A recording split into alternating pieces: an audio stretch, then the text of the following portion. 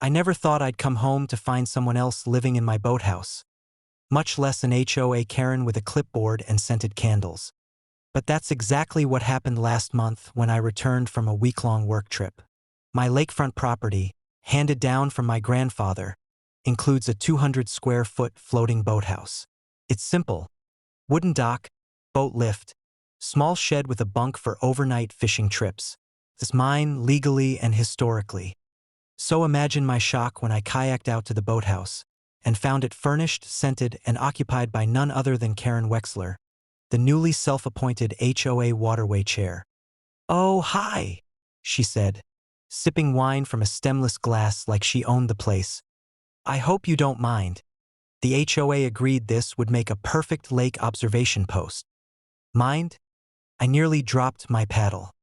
My property is old pre-HOA, grandfathered into lake rights with a deed dating back to 1967. The HOA came in about 20 years ago, when a development popped up on the opposite shore. But my land, dock, and water rights were explicitly excluded from their jurisdiction.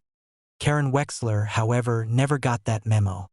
Since moving in 3 months ago, she's filed 3 courtesy notices about my non-compliant dock color, told guests at my barbecue they were trespassing on shared shoreline, called code enforcement when I parked my boat trailer within visual range of the HOA path. But this time, she crossed the line and floated right into a legal nightmare.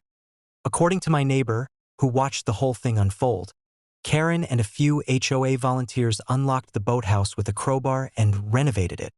They moved in a folding bed and rug, framed lake quotes, "Water is life," etc., a coffee maker run from a portable battery, binoculars for observation. Karen then posted a laminated notice on the boathouse door: "Lakefront observation post.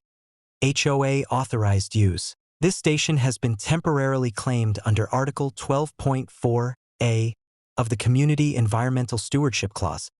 Only problem? That clause doesn't apply to my land at all." I told her that. She waved her hand and said, "Possession is 9/10 of the law." I said, "That means nothing when the other 10th has the deed." Rather than waste more time arguing, I called my lawyer and the County Lake Authority. The verdict? It's your structure. It's floating on your legally deeded water access.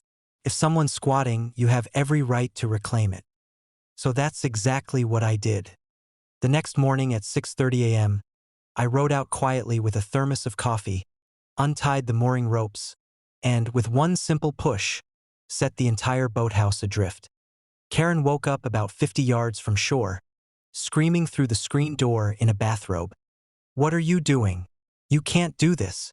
I'm calling 911. "Go ahead," I yelled back. "But you might want to anchor first." Deputies arrived 20 minutes later, by boat. Karen was still floating slowly downwind, her makeshift observation post, now stuck in a patch of reeds. From the dock, I watched 2 officers help her climb onto their patrol boat. She was shouting, "He abandoned me at sea.